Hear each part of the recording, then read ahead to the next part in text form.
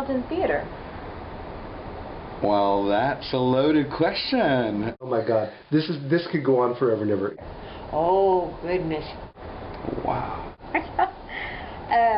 I started taking classes when I was really little. I thought it looked like fun. I've always really been an entertainer since I was a kid, just trying to entertain my family, and then went into theater.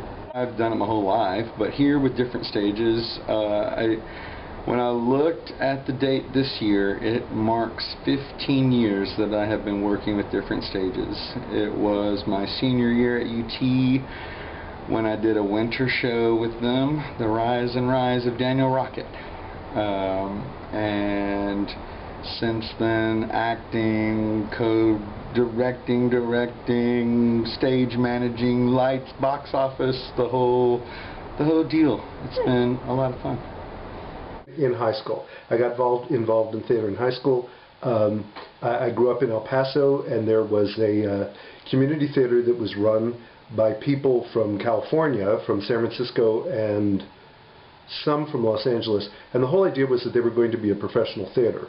Well, they never got there, but the quality of what they did was almost professional theater. So that's how I got involved. And then I got involved in high school stuff, but I started there. Long time ago, in second grade, I played the tree, and ever since then I've always wanted to do creative things, and I always enjoy the theater. I always told people that my first official role was in the second grade. Actually my first role, second grade, Mamie Eisenhower in a wedding dress, singing "Get Me to the Church on Time." But whenever my mother was present and I told that story, she was like, "Oh, much earlier than that." Oh yeah. Apparently I was born a drama queen. Yeah. Oh, okay. That's what I love about theater. Well, I mean, I think that the reason people are drawn to either cinema or the theater is to tell stories. And, you know, there's so many stories to tell, and so many variations on stories and different way to tell stories, stories that are serious, stories that are comic. So, I mean, I consider myself a storyteller. Even though I'm using someone else's script, I'm a storyteller. The opportunity to get inside someone else's head and live someone else's life for a while. I like that. Nice. When I was a kid, I think I really had the mentality that if I couldn't decide on what I wanted to do, I'm like, be an actor and do everything. You know, everything about it, the community, the people, the opening night jitters, the developing your craft over time too.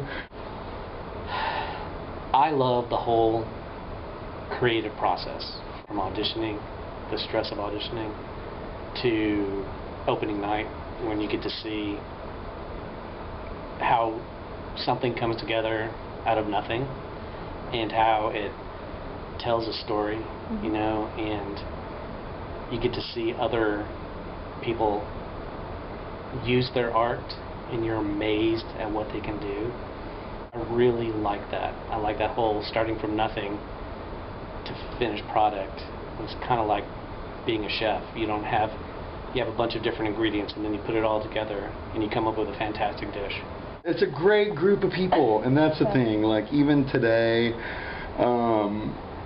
Karen Jambon, she actually cast me in that first play, and she was helping with Loden, and of course Norman, the glue that holds it all together. It's really great to see the folks come into the scene through different stages. It's been awesome. Gosh, well, it's the same rules apply to living as to acting. So to work on one is to work on the other. You know, life skills and acting skills are very similar. So, I mean, I know there are asshole actors, but I'm not sure how come. You know what I mean? You know what I mean? It's like if you can act that well, you could act right, okay? You could act better than that, because I've seen you do it, you know? You know what I mean?